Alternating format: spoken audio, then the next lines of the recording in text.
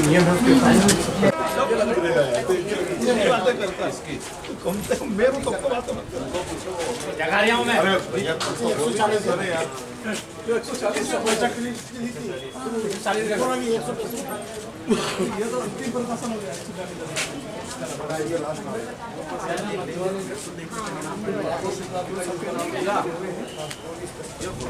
अभिभाषक संघ नागदा के पारिवारिक चुनाव जो हमेशा होते रहे हैं वो 2 वर्ष के लिए होते हैं और वर्ष 2023 का 23 तारीख को दिसंबर को पूर्ण होने जा रहा है।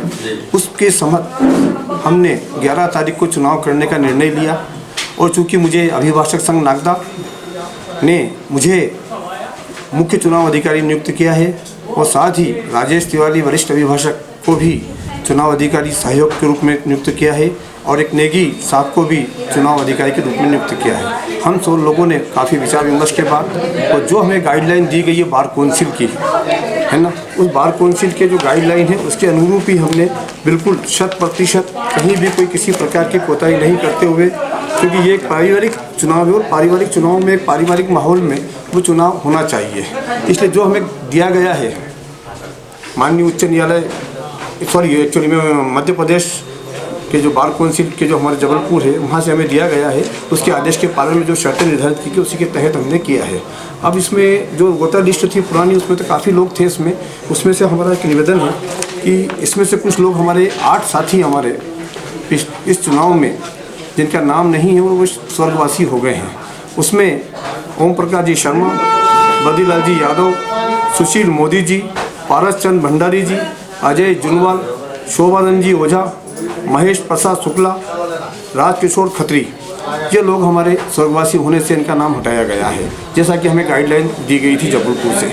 इसी प्रकार से उनका अभिभाषक संघ नागदा की शुल्क जमा नहीं किया है, लेकिन उनका संदर्भित पत्र में फोटोयुक्त मतदाता सूची में है, लेकिन वो फीस ही जमा नहीं की है। ऐसे लोग भी हैं काजी मुख्तार फारूकी, राजेंद्र सिंह जी ठाकुर, सुनीता वर्मा, राजेश विजानिया, करण शर्मा, गोपाल प्रसाद तिवारी, नारायण प्रसाद दीक्षित, सत्यनारायण जी परमार, दीप्ति श्रोत्री, प्रेमचंद चावला, शमसुद्दीन कुरैशी, कोमल चंदानी, मिताली मिश्रा, शिखा यादव, हेमंत नंदेड़ा, मनाली सकलेचा, गौरव शर्मा, स्वाति शर्मा, विष्णु वर्मा, ये 19 लोग ऐसे हैं जिन्होंने समय पे जो निर्धारित जो शुल्क की हमने लगाई थी यहाँ पे सूची अभिभाषक नागदा ने उस पर शुल्क जमा नहीं किया और चूँकि वहाँ से जो निर्देश हैं उसके तहत इनका पालन उन्होंने नहीं किया, इसलिए इनके नाम हटाए गए हैं। साथ ही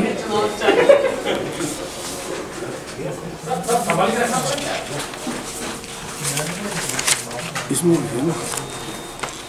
ये देखिए, साथ ही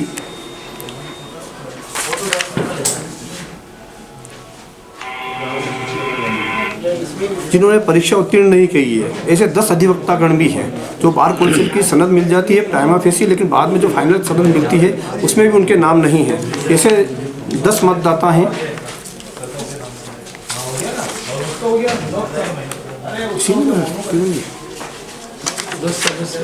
10 सदस्य कौन से हैं? जिन्होंने बार वो पास नहीं किया। शैलेंद्र सिंह परमार है ना सर, 10 लोग हैं। भवनलाल जी यादव, लक्ष्मण सुंदरा, संजय परमार, पूर्वा सोलंकी, सलमान शाह, दृष्टि परमार, ममता गोमे, अजय पाटीदार, सोनू बबेरवाल, ये 10 लोग हैं जिन्होंने की परीक्षा एग्ज़ाम पास नहीं की गई। इनको भी सूचना दी गई कि आप मार्कशीट और जो रिकॉर्ड है वो अवेलेबल लाएँ आप, लेकिन वो अपने समय पे जमा नहीं कर पाए, इसलिए 10 लोग उनको हमने इसमें सूची में से बार के निर्देशानुसार, हमारी बार के जबलपुर के निर्देशानुसार उनको भी हटाया गया।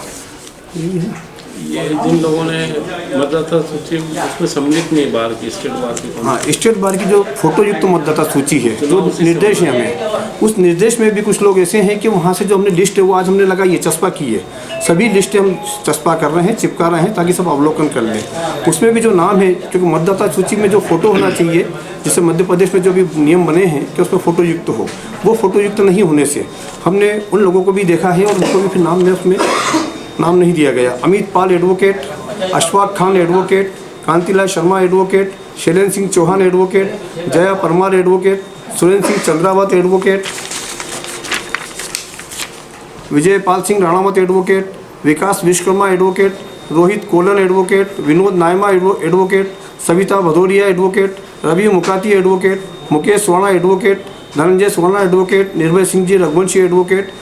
जिन लोगों को पात्रता नहीं आ रही थी जो नियम के अनुसार, उनको हमने इस नाम में कम किया गया है। इस प्रकार से जो हमने सारी सूची जो अभी वर्तमान में हमने पेश की है, जो फाइनल चुनाव के लिए है, वो 140 मतदाताओं की है कि 140 को जो पात्रता हमने रखी है वोटिंग की, वही पात्रता की हमने दी है। साथ ही हमने जो लिस्ट में जो हमने 8 नाम आपको बताए या 23 नाम 19 नाम जो हैं, उन सबकी भी हमने सूची लगा दी है। साथ ही हमने बार काउंसिल के जो इंस्ट्रक्शन दिए गए हैं वहाँ भी हमने सूची लगा दी है।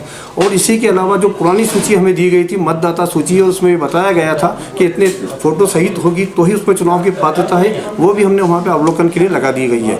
11 तारीख को चुनाव होना है। अगली जो प्रक्रिया है, आज की हमारी प्रक्रिया यही थी, और अब हम फॉर्म भरने की भी जो हमने है शुल्क वगैरह जो नियम उसको भी लगाया है, और जो उसकी डेट हमने फिक्स करी है उसी अनुसार उसमें वापिस फार्म भी हम प्रारंभ कर देंगे। और ये सारी सूचनाएं हमने, सबसे बड़ी बात ये है कि जो बार काउंसिल को हमने ये सूचना भी प्रेषित कर दी है कि सब इस प्रकार की है, इसकी में आपको कोई निर्देश देना हो या कोई स्थिति हो तो आप हमें बताएं। पूरी वस्तु स्थिति पारदर्शिता के साथ हमने स्पष्ट कर दी है, और यही हमारा सभी साथी लोगों का, सभी का ये प्रयास रहा है कि हम बिल्कुल पारदर्शिता से ये इसका वोट ये नहीं, क्योंकि हमारा पूरा परिवार है। हमें सब वापस से चुनाव अभी 4 दिन के हैं, वापस इसी वातावरण में, इसी माहौल में हमें साथ में रहना है। जितना हम परिवार के में टाइम देते हैं उससे अधिक समय हम न्यायालय में देते हैं। इसलिए यही कहना चाहूँगा। जय हिंद, जय भारत। वर्तमान में अध्यक्ष पद पे कितने दावेदार हैं? देखिए, अभी तो हमारे पास अभी हम फॉर्म जमा करेंगे। अभी हमारे पास जब एथेंटिक कोई नाम आता है तब हम उसमें बता पाएंगे। अभी सब अपनी अपनी तैयारी लग रही हैं। आज चूँकि लिस्ट फाइनल हुई है, और जब फॉर्म लेने के लिए आते हैं तब हमें मालूम होगा कि कितने लोग इसमें अध्यक्ष पद के लिए आ रहे हैं, कितने सचिव के लिए आ रहे हैं, कितने कोषाध्यक्ष के लिए आ रहे हैं, और दूसरे अन्य पद के लिए पुस्तकालय सचिव के लिए आ रहे हैं, सह सचिव के लिए आ रहे हैं। 6 पोस्टें हैं हमारी, है ना। उन्हीं सभी के लिए चुनाव होना है। अब ये प्रारंभिक स्थिति जो बनी है अभी वो हमने स्पष्ट कर दी है।